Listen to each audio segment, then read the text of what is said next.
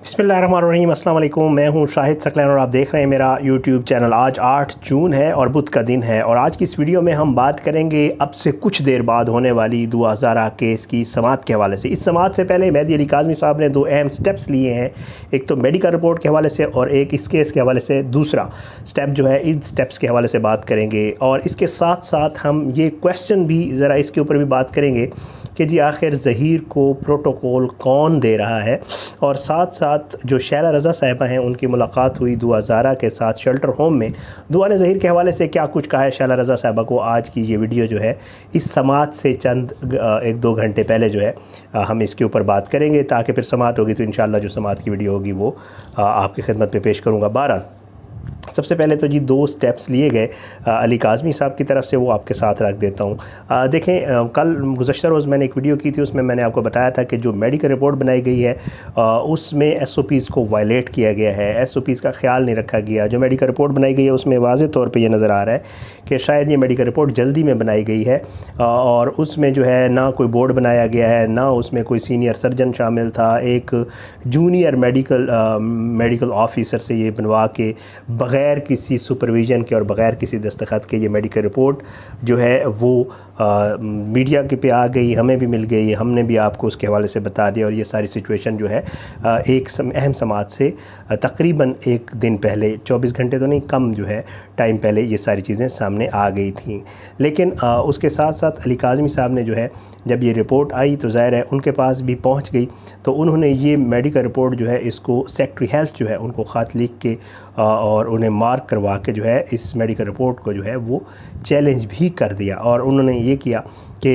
इस जो उन्होंने ये जो लेटर लिखा है, ये जो दरख्वास्त दी है, उसमें उन्होंने उसकी रीज़न्स लिखी हैं। और रीज़न्स वही हैं कि जी एक तो SOPs फॉलो नहीं किए गए, क्योंकि उनके मुताबिक जो कानून है उसमें होता ही है कि जब किसी बच्चे की उम्र का तयन किया जाता है तो वालदैन की मौजूदगी ज़रूरी होनी चाहिए। इस मामले में ये नहीं किया गया और दुआ के वालदैन उस वक्त वहाँ पर मौजूद नहीं थे।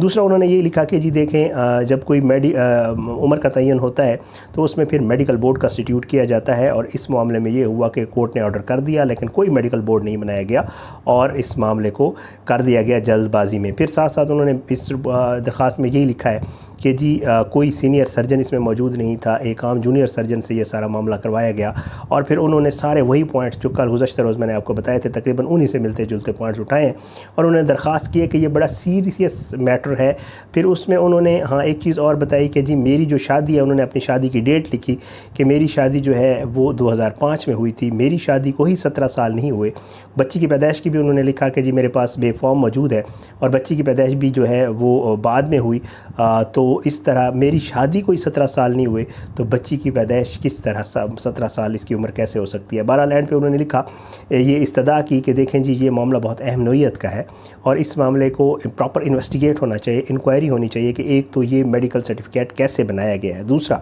मेडिकल सर्टिफिकेट को ज़ाहिर बात है इसमें SOPs को फॉलो नहीं किया गया, इसकी क्या वजूहात हैं। और उन्होंने इसके ऊपर सीरियस जो है वो उनके कंसर्न्स हैं और इस मैटर को प्रूव किया जाए, उन्होंने ये चैलेंज कर दिया था। अब इसके साथ साथ आपको पता है कि जब भी कोई मेडिकल रिपोर्ट वगैरह बनती है, हमारी मीडिया वालों की कोशिश होती है कि हम उसको जो है वो हासिल कर लें। ज़ाहिर है हमारा भी ये होता है कि जी हम तक पहुंच जाए फिर हम लोगों को बता दें, लेकिन साथ साथ ये होता है कि जब भी इस किस्म की कोई अहम नोयत की चीज़ें होती हैं वो सरबमोहर जो है वो मिलती होती हैं लेबॉर्ट्री की तरफ से या किसी भी जो जहाँ से ये टेस्ट करवाए जाते हैं। लेकिन अनफॉर्चुनेटली ये दुआ वाली जो रिपोर्ट थी मीडिया के पास भी आ गई और सारा कुछ हो गया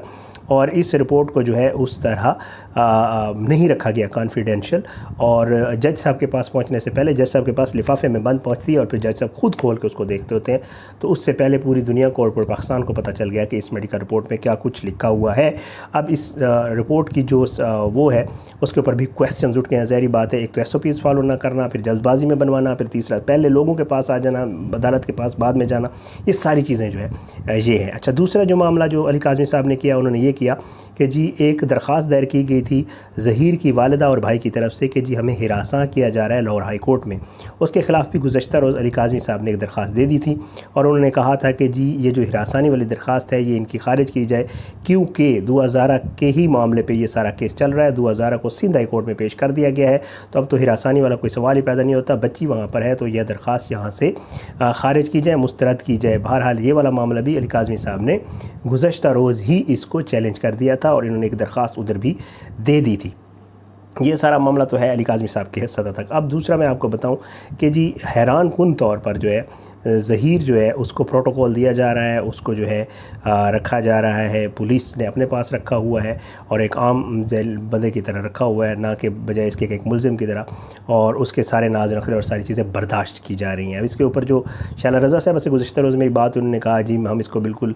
دیکھ رہے ہیں بڑا سیریسلی، اور ہماری کوشش ہے کہ ہم پروب کریں کہ آخر ان کو یہ پروٹوکول کون دے رہا ہے۔ انہوں نے ایک لفظ یوز کیا کہ ہمیں پتہ ہے کہ ظہیر کو دولہا بنا کے رکھا ہوا انہوں نے، تو انہوں نے کہا کہ جی ہم اس کے اوپر بڑا اسٹرکٹ ایکشن لے رہے ہیں ان لوگوں کے خلاف جنہوں نے یہ سارا معاملہ کیا ہوا ہے۔ پھر میں نے ان سے پوچھا کہ جی آپ تھوڑا سا بتائیں کہ آپ کی ملاقات ہوئی ہے دعا کے ساتھ، تو دعا نے آپ کو کیا کہا ہے؟ تو ان کا بڑی ڈیٹیل میں میری بات ہوئی، تو وہ کہہ رہی تھی کہ جی دعا نے ہمیں بتایا کہ جی ایک تو دعا جو ہے فی الحال اس کا مائنڈ وہی ہے کہ نہیں جی میں نے ظہیر کے ساتھ جانا ہے، اور پھر وہ کہتا ہے کہ دعا نے مجھے پوری سٹوری سنائی کہ جی کس طرح میں یہاں سے گئی، خود سے گئی، ٹیکسی میں نے بک کروائی، تو پھر وہ بھی حیران تھی کہ یہ کیسے ہو سکتا ہے کہ 14 سال کی ایک بچی خود ٹیکسی بک کروائے، اس ٹیکسی پہ جائے۔ پھر وہ کہتی ہے کہ دعا بتاتی ہے کہ میں پنجاب یونیورسٹی پہنچی، وہاں پر لڑکیاں بیٹھی ہوئی تھیں، میں نے ان لڑکیوں سے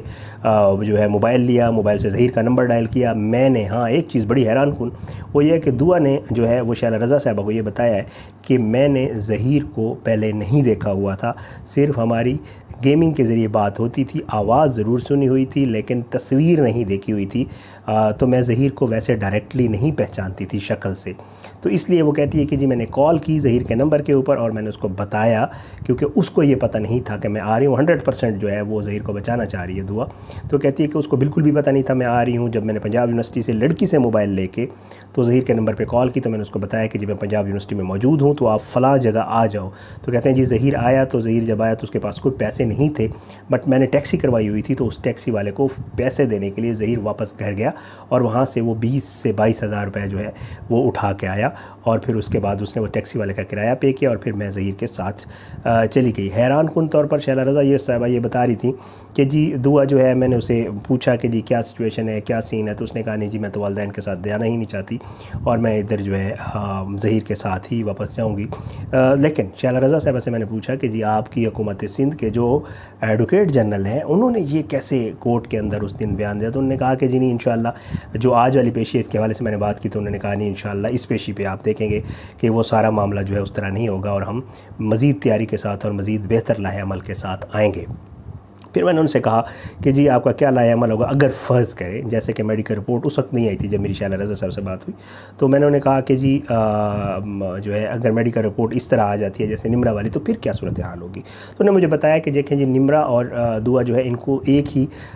پناہ کے نام کا غالباً شیلٹر ہوم ہے، تو وہاں پہ رکھا گیا ہے۔ تو کہتی ہیں کہ جی ان کی وہاں پہ بڑی کیئر کی جا رہی ہے، اور یہ دونوں بچیاں ہماری بچیاں سندھ سے ہی گئی ہیں۔ تو میں نے انہیں کہا کہ اگر فرض کریں اس طرح کوئی رپورٹ آ جاتی ہے، جو کہ آ بھی گئی پھر بعد میں، تو کہتی ہیں کہ جی جو ہے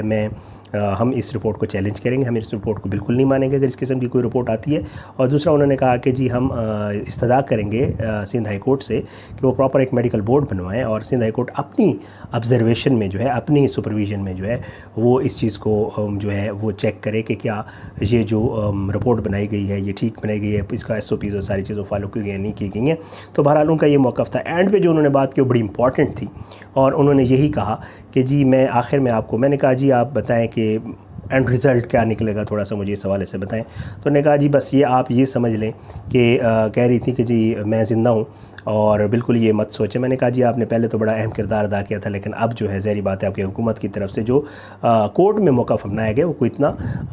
وہ نہیں ہے، مطلب کوئی اچھا نہیں لگا ظاہر ہے۔ تو وہ کہہ رہی تھی نہیں جی بالکل ہم تیاری کے ساتھ آئیں گے، اور ساتھ میں انہوں نے اینڈ پہ جو بات کی وہ یہ تھی، کہتی ہیں کہ جی میں آپ کو بتا رہی ہوں کہ یہ بچیاں اب واپس پنجاب نہیں جائیں گے۔ اب شعلہ رضا صاحبہ کے اس بیان کا کیا مطلب تھا، اس پہ کس حد تک عمل درآمد ہوتا ہے، یہ آج کی جب سماعت ہوگی اس میں جو دعا کا بیان ہوگا، جو میڈیکل رپورٹ پیش ہوگی، ججز صاحبان اس کے اوپر کیا کچھ کرتے ہیں، کیا فیصلہ دیتے ہیں، ڈیپینڈ کرتا ہے۔ لیکن اس سے پہلے یہ اہم ڈیولپمنٹس تھیں جو میں نے آپ کے ساتھ شیئر کرنی تھی۔ بہرحال آج کی ابھی کی اس ویڈیو سے اتنا ہی، انشاءاللہ سماعت ہے، اور سماعت کے بعد جو ہے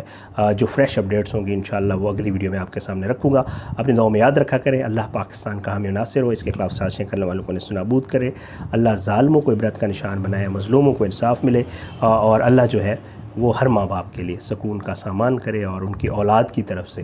جو ہے وہ ہمیشہ اولاد کی طرف سے والدین کو سکھ ملے، نہ کہ اولاد جو ہے وہ اپنے والدین کے لیے پریشانی اور دکھ کا باعث بنے۔ میری تو ہمیشہ یہ دعا ہوتی ہے ظاہر ہے۔ تو تو بہرحال جی مجھے اجازت دیں، بس اپنا فیڈ بیک اور کمنٹس دیتے رہا کریں، بڑی ہمارے لیے اپریسیشن ہوتی ہے۔